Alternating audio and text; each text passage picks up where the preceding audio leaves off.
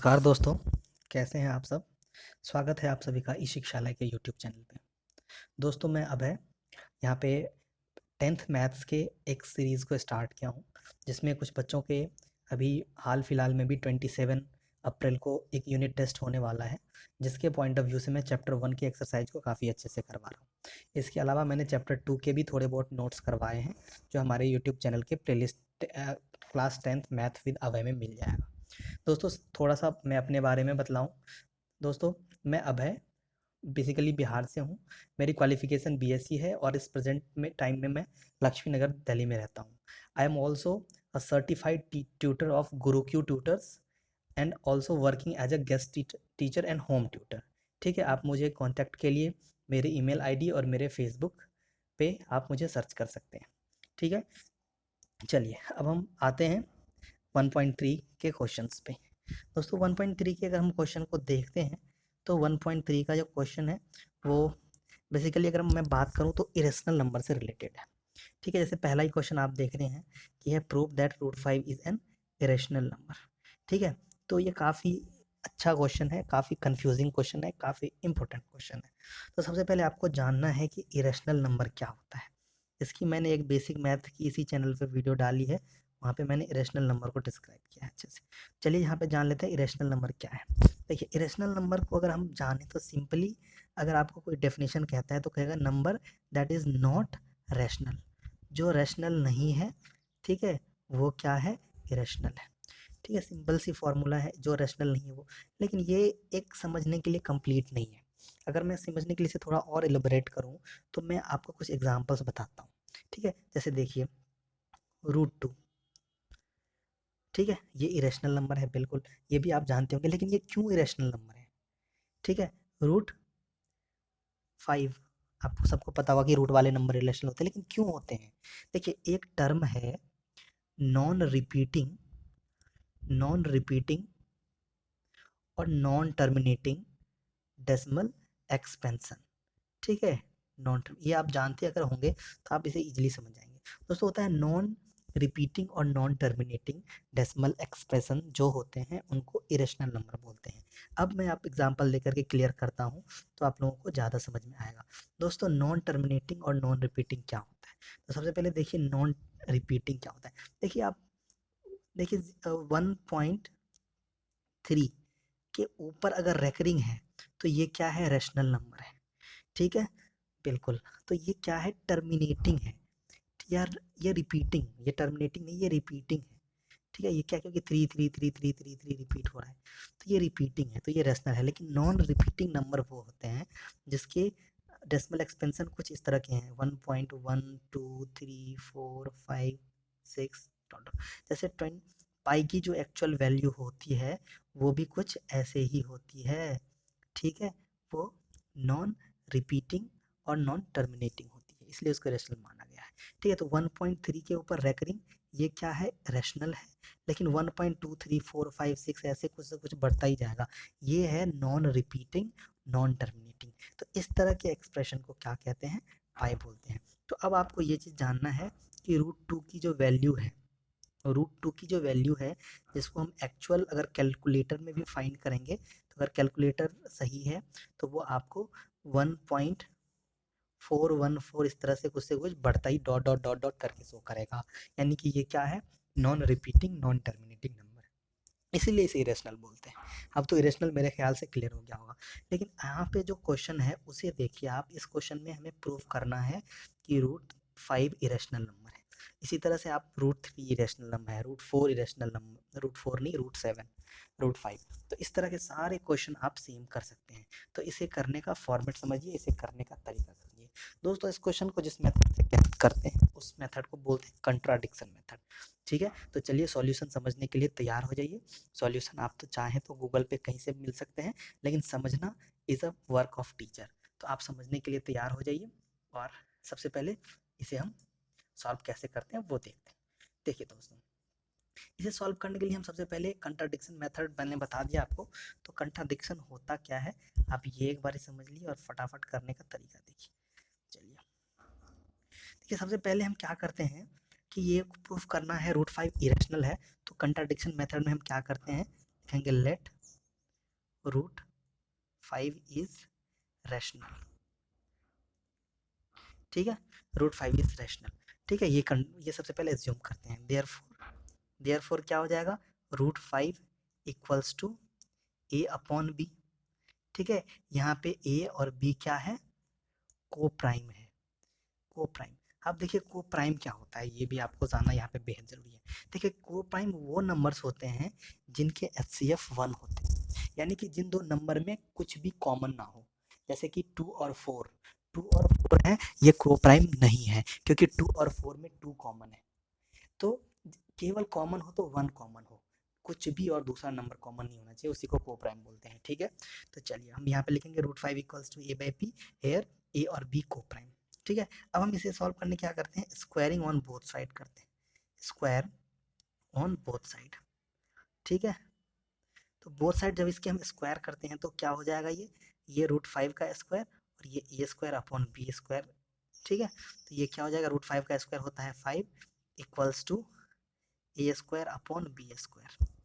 ये हो गया। अब जब हम इसको क्रॉस मल्टीप्लाई करेंगे तो क्या हो जाएगा, a square equals to 5b square.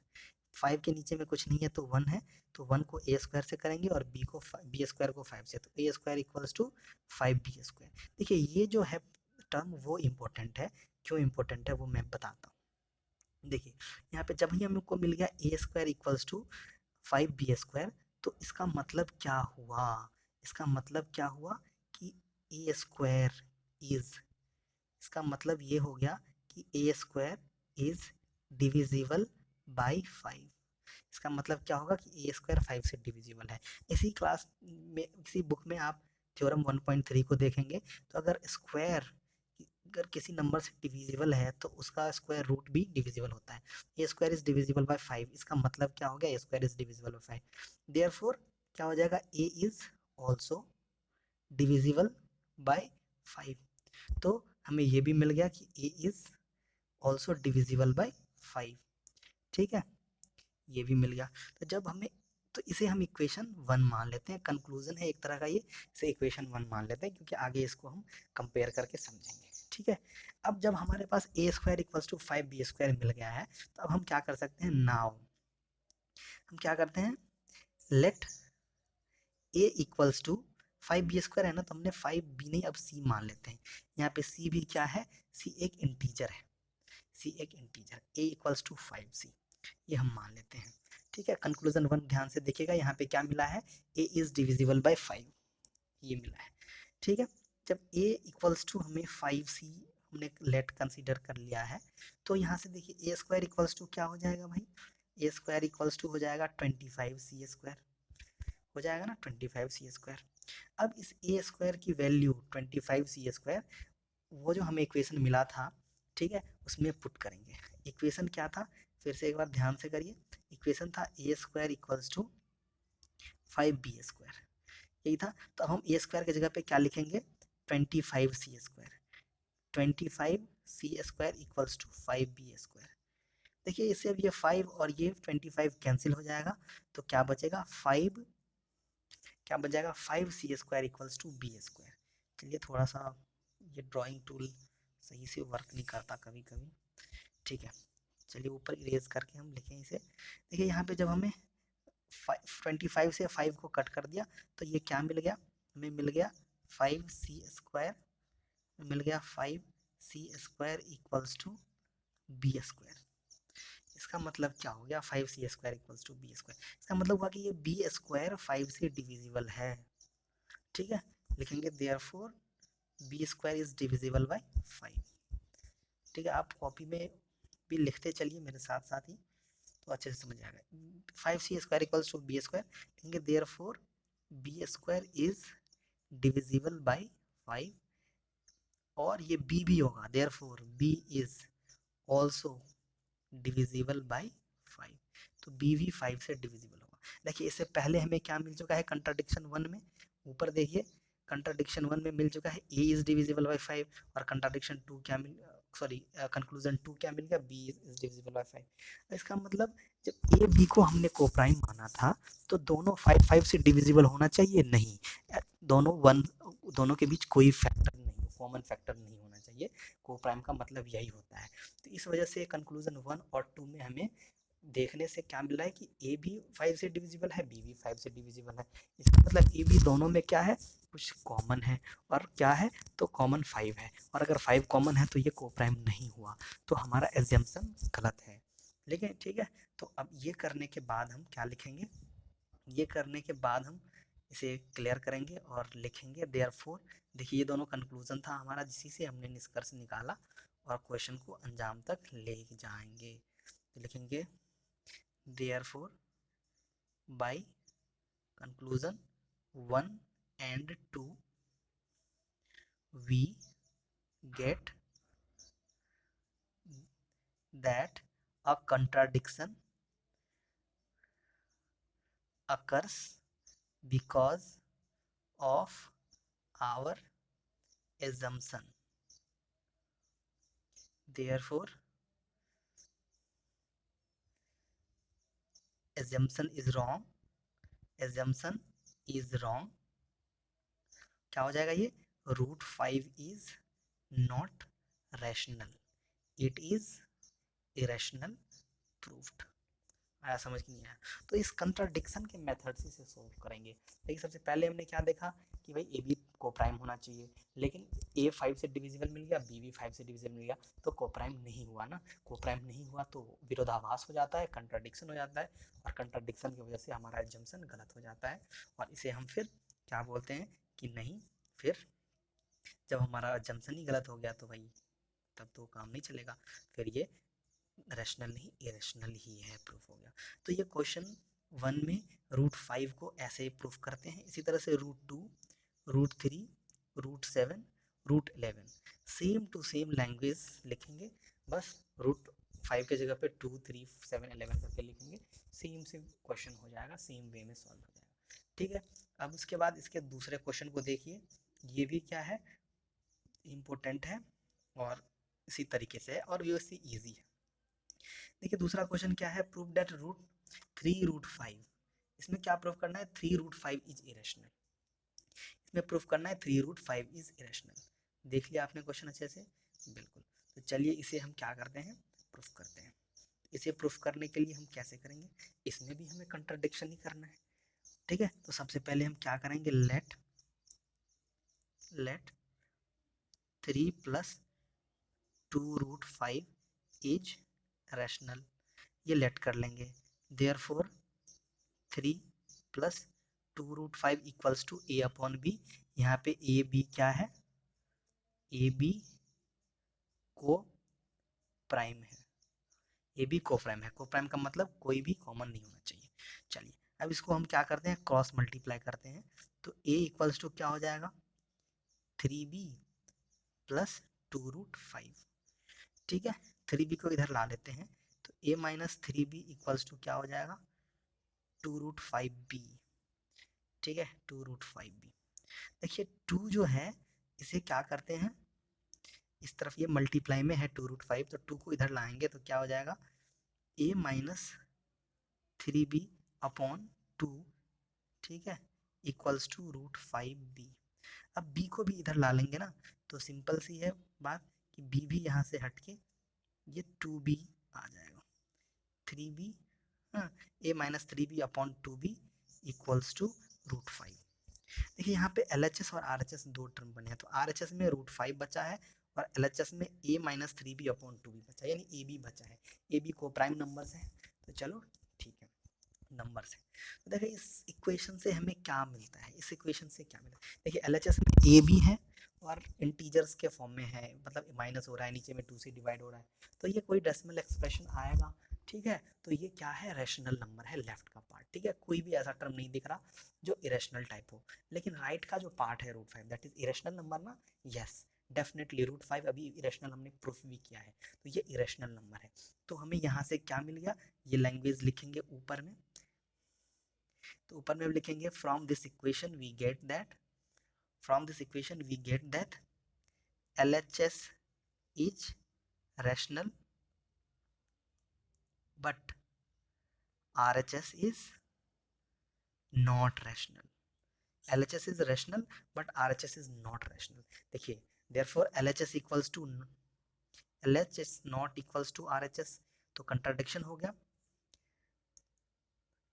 This contradiction is because of our assumption, हमने जो कंसिडर किया था वो उसके वजह से ये कंट्राडिक्शन आया है कि LHS RHS के इक्वल नहीं है।